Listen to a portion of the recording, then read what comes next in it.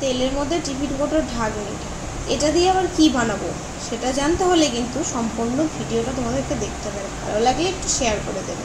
তো এটা বানানোর জন্য আমি নিয়ে নিয়েছি 1 কাপ সুজি। তো এখানে বলি সুজি যতটা নেবে ময়দা কিন্তু তার ডবল নিতে হবে।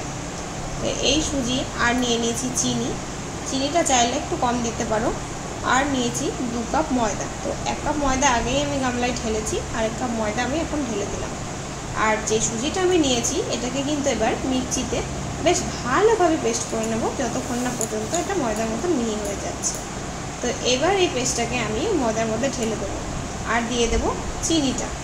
তো চিনি দেওয়ার পরে যাতে মিষ্টির ব্যালেন্স হয় তার জন্য আমি কিন্তু অল্প একটু নুন দিয়ে দেবো।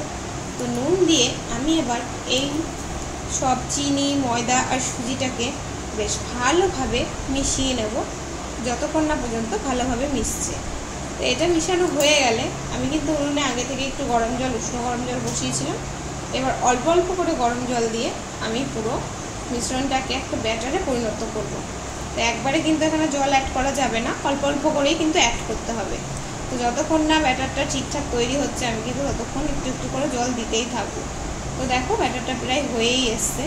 তো এইবার যখন সম্পূর্ণ ব্যাটারটা হয়ে যাবে তখন কিন্তু আমি এটাকে 20 মিনিটের জন্য বা আধ ঘন্টার জন্য একটু ঢাকা দিয়ে রেখে দেবো, যাতে সুজিটা ভালোভাবে ভিজে যায়।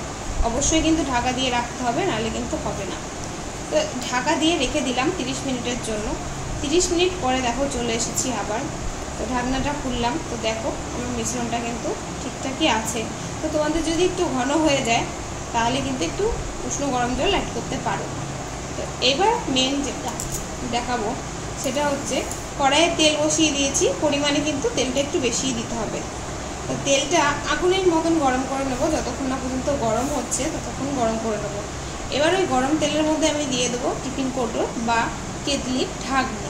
তো ঢাকনিটা দিয়ে একটু গরম হলে, গরম তেলের ভেতরে ঢাকনি দিয়েছি যেহেতু একটু গরম হবেই, তো গরম হলে এবার ঢাকনিটাকে কিন্তু তেল থেকে আমি কিন্তু তুলে নেব।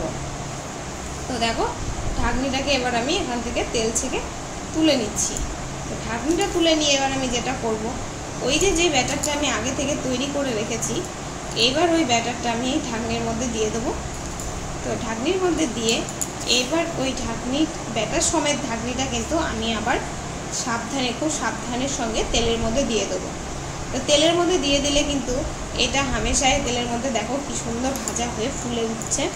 তো এটা খুব সুন্দর কিন্তু টেস্ট, খেতে অসাধারণ লাগে এটা খেতে, আর খুব তাড়াতাড়িও কিন্তু এটা হয়ে যায়।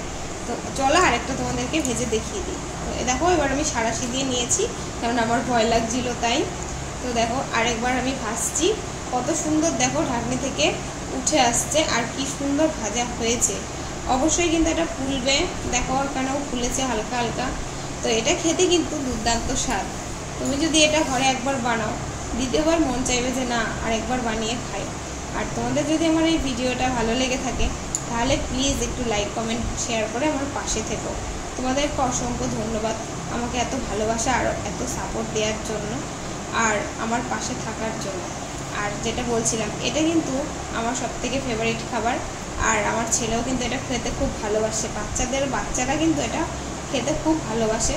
তো দেখো কতটা নরম হয়েছে, খুব গরম ছিল তাই ছিঁড়তে অসুবিধা হচ্ছিল। অন্তত বাড়িতে একবার ট্রাই করে দেখো। আজকে পর্যন্ত এই